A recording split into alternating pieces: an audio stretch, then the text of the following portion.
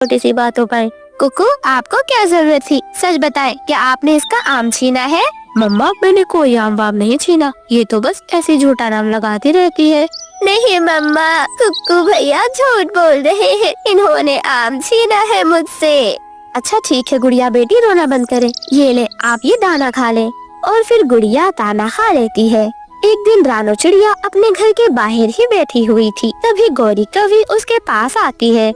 छोटी चिड़िया, तेरे बच्चे बहुत जोर जोर से रोते हैं। मेरी एक बात कान खोल कर सुन ले, अगर आज के बाद तेरे दोनों बच्चों में से किसी भी बच्चे की आवाज आई तो मुझसे बुरा कोई नहीं होगा। हाँ गौरी बहन, बच्चे तो बच्चे होते हैं, रोएंगे तो ना। वो आपस में खेलते खेलते ना जाने कैसे लड़ जाते हैं। जब आपके बच्चे होंगे ना तो आपको पता चलेगा। बच्चों को कितना भी समझा लो, शरारतें तो बच्चे करते ही है।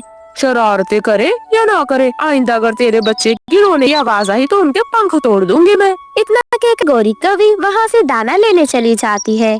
रानो चिड़िया को उसकी बात बहुत ज्यादा बुरी लगती है। वे अपने बच्चों को समझाती है। गुड़िया बेटी, कुक्कू बेटे, आज मैं आपको आखिरी बार समझा रही हूँ। अगर आज के बाद आपने ऐसे शोर मचाया तो मुझसे बुरा कोई नहीं होगा। तुम्हारी गौरी आंटी और वो कालू दोनों मुझसे शिकायत कर रहे थे कि आप दोनों बहुत ज्यादा शोर करते हैं। आइंदा मुझे मोहल्ले से शिकायत नहीं आनी चाहिए। गुड़िया और कुक्कू दोनों चुप हो जाते हैं, अपनी माँ को कोई जवाब नहीं देते। धीरे धीरे कुछ समय बीत जाता है। एक दिन रानो चिड़िया अपने घर से बाहर ही गई हुई थी, तभी गुड़िया और कुक्कू जोर जोर से शोर मचा रहे थे। कालू कौवा उनके घर पर जाकर उन्हें खूब मारता है और मार पीट कर वापस अपने घर लौट आता है। कुक्कू और गुड़िया तो बहुत ज्यादा रो रहे थे। जब रानो चिड़िया घर के अंदर आकर देखती है तो कुक्कू और गुड़िया के सर से खून निकल रहा होता है।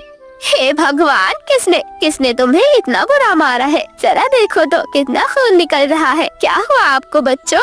मम्मा, कालू अंकल और गौरी आंटी ने हमें मारा है। हम तो हल्के हल्के ही खेल रहे थे मम्मा, हमने शोर नहीं किया। रानो चिड़िया अपने मन ही मन में सोचने लगती है। वह अपने दोनों बच्चों को अपने पंखों में छिपा लेती है। मेरे बच्चों, तुम चिंता मत करो, चले जाएंगे। हम यहाँ से ये घर बेचकर कहीं और चले जाएंगे, जहाँ इन जैसे दुष्ट कौवा और कबीरा रहते हो। ऐसे ही रानो चिड़िया ठान लेती है कि अब वे अपना घर बेचकर हमेशा के लिए चली जाए।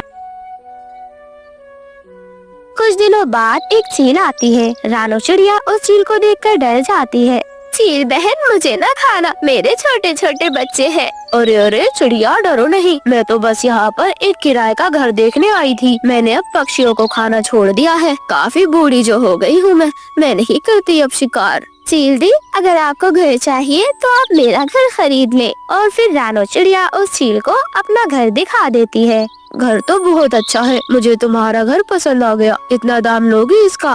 और फिर रानो चिड़िया उस चील को अपना घर बेच देती है और खुद दूसरे जंगल चली जाती है। चील अपना सारा सामान लेकर आराम से उस घर में रहने लगती है। सुबह सवेरे चील के काफी सारे दोस्त आ जाते हैं और वह खूब शोर मचाते हैं। कालू जी, ओ कालू जी, जाकर इस छोटी चिड़िया की चोंच तो तोड़ कर आए। देखे जरा कितना शोर मचा रही है ये छोटी चिड़िया। गौरी, आज तो मैं इस छोटी चिड़िया के पंख ही तोड़ दूंगा। चलो तुम भी मेरे साथ चलो, उस छोटी चिड़िया को तुम बताना और उसके बच्चों को मैं देख लूंगा। और फिर कालू कौवा और गौरी कौवी दोनों ही गुस्से में घर से बाहर निकल जाते हैं। दोनों ही खूब गुस्से में थे। लग रहा था जैसे रानो चिड़िया को आज छोड़ेंगे नहीं, परंतु उन्हें क्या पता था कि इस बार रानो चिड़िया से नहीं बल्कि उनका सामना चीलों से होने वाला है। जैसे ही कालू कौवा रानो चिड़िया के घर पर जाता है, वह दोनों जोर जोर से दरवाजा पीटने लगते हैं। वह दुष्ट चील बहुत ही गुस्से में घर से बाहर आती है। क्या परेशानी है तुम लोगों को? क्यों इतनी जोर जोर से दरवाजा पीटे जा रही हो?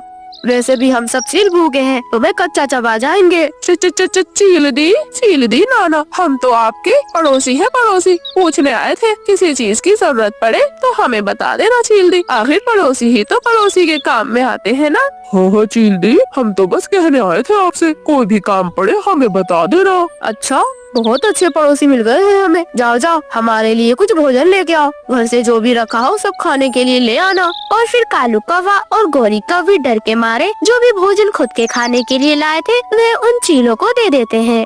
चीलें दरवाजा उनके मुंह पर ही बंद कर देती हैं। कालू कौवा और गौरी कौवी तो बहुत पछता रहे थे।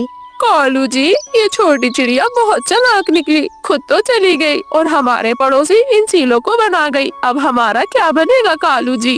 गोरी तो बहुत तंग किया करती थी उन्हें, हर वक्त बस शिकायतें करती थी। अब इन चीलों से तो हम कुछ कह भी नहीं सकते। रानो चिड़िया की दोस्ती बंटी कबूतर, लूसी कबूतरी, हरियाली तोती और मिठू तोते से होती है। वह जंगल के पक्षी बहुत ज्यादा अच्छे थे। आप लोगों से मिलकर मुझे बहुत अच्छा लगा। जहाँ मैं पहले रहा करती थी वहाँ पर हमारे पड़ोसी एक कौवा और कौवी थे। वे हमें बहुत तंग किया करते थे। हाँ हाँ, ये कौवा कौवी तो होते ही खराब है। हमारे यहाँ पर भी कौवा और कौवी रहने आए थे, परंतु हम सब ने मिलकर उन्हें यहाँ से भगा दिया। हम किसी कौवा कौवी को यहाँ रहने नहीं देते हैं। और फिर रानो चिड़िया अपने नए दोस्तों के साथ हमेशा हंसी खुशी रहने लगती है। लो लो लो लो लो लो लो लो लो।